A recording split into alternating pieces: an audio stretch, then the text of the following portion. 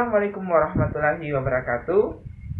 Perkenalkan, nama saya Arudi Pranata, stambuk F5518177. Saya merupakan mahasiswa jurusan Teknik Informatika Fakultas Teknik Universitas Tadulako, angkatan 2018. Nah, pada kesempatan kali ini saya akan menjelaskan mengenai API Gateway Microservice. Untuk penjelasan lebih jelasnya akan saya bahas pada video-video berikut ini. Ya baik, saya langsung saja akan membahas mengenai API Gateway Microservice. Adapun beberapa bagian yang akan saya jelaskan pada kesempatan kali ini yaitu ada API, Application Programming Interface, kemudian yang kedua ada perbedaan antara arsitektur monolitik dan microservice, yang ketiga yaitu API Gateway Microservice, yang keempat membahas mengenai kelebihan dan kekurangan dari microservice.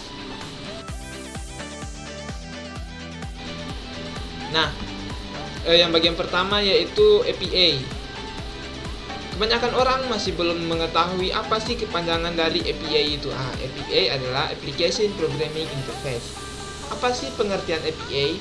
Nah, API merupakan sebuah interface yang dapat menghubungkan antara aplikasi satu dengan aplikasi lainnya. Nah, selanjutnya API berperan sebagai perantara antara berbagai aplikasi berbeda, yaitu baik dalam satu platform yang sama maupun lintas platform. Nah, selanjutnya API itu terbagi beberapa jenis. Yang perlu kita ketahui bahwa jenis dari API itu ada 4. Yang pertama yaitu Public API. Nah, Public API ini merupakan API yang bisa digunakan oleh siapa saja, yang dimana API ini paling mudah untuk digunakan. Nah, contoh dari Public API sendiri itu yaitu seperti API pada Google Maps. Nah, kemudian API untuk data COVID-19 di Indonesia tahun 2021. Nah, begitu. Yang kedua yaitu Private API.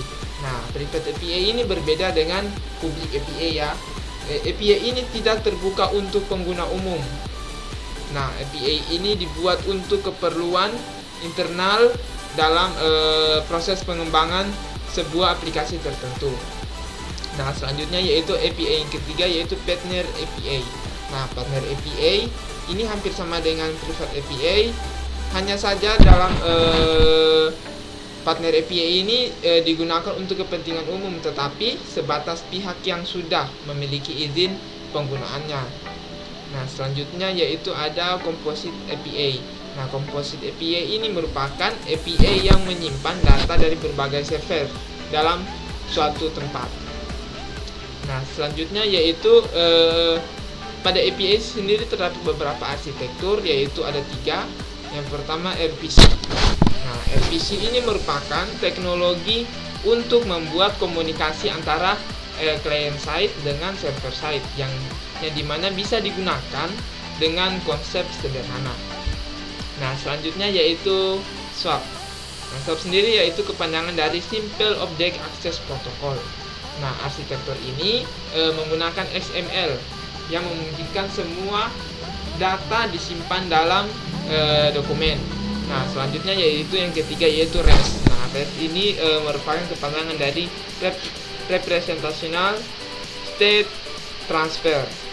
Nah, yang dimana arsitek API ini cukup populer digunakan karena mudah. Penggunaannya pun hanya menggunakan JSON sebagai sumber bentuk datanya, sehingga lebih ringan dan performa yang dihasilkan itu lebih baik. Nah, berikut adalah perbedaan antara arsitektur monolitik dengan microservice. Nah, pada tampilan ini saya tampilkan dalam bentuk tabel. Yang bagian pertama yaitu pada monolitik, yaitu aplikasi makin kompleks dan penggunaannya makin banyak. Nah, selain aplikasi makin kompleks dan penggunaannya makin banyak, maka penggunaan biaya pun semakin besar. Dibeda dengan microservice sendiri. Nah, microservice sendiri itu aplikasinya scalable, secure, dan reliable. Nah, selanjutnya perbedaan yang kedua yaitu untuk monolitik satu server untuk handle semua layanan, sedangkan microservice satu layanan memiliki infrastruktur sendiri-sendiri.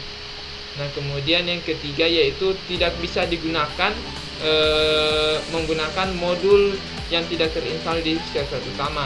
Nah, contoh dari modul-modul yang digunakan pada arsitektur monolitik yaitu seperti PHP, Noodles, ataupun lainnya. Sedangkan pada microservice sendiri itu bisa menggunakan modul yang tidak terinstall di servernya, sehingga dapat menggunakan beberapa jenis bahasa pemrograman. Nah, selanjutnya ini yang perbedaan yang keempat yaitu proses update aplikasi akan berimbas ke seluruh aplikasi.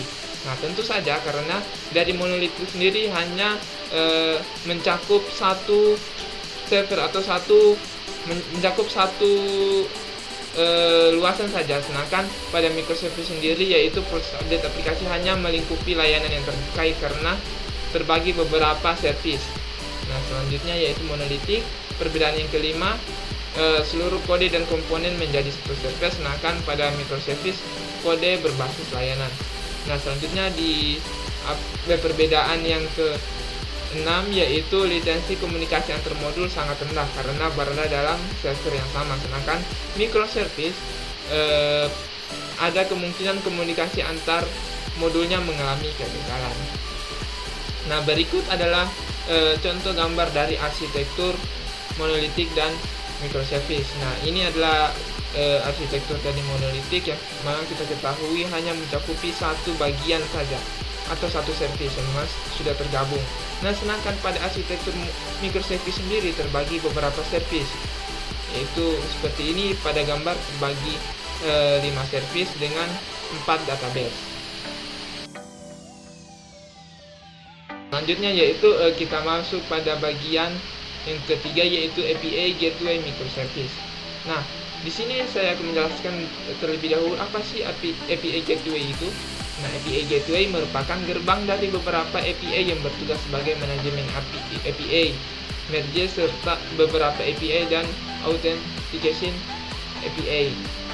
Nah, selanjutnya API itu bertugas sebagai proxy server ke semua aplikasi microservice, sehingga aplikasi microservice hanya bisa diakses dari luar. Nah, apa sih microservice itu? Nah, microservice adalah sebuah pendekatan untuk mengembangkan aplikasi dengan rangkaian service-service yang kecil, yang mana setiap service berjalan pada prosesnya sendiri-sendiri. Tentu saja berjalan sendiri-sendiri karena terbagi dalam beberapa service-service yang kecil-kecil. Berikut adalah gambar arsitektur dari API Gateway dengan microservice. Nah, di sini klien, berikut adalah API Gateway. Nah, sedangkan ini adalah microservice yang dimana ada beberapa service.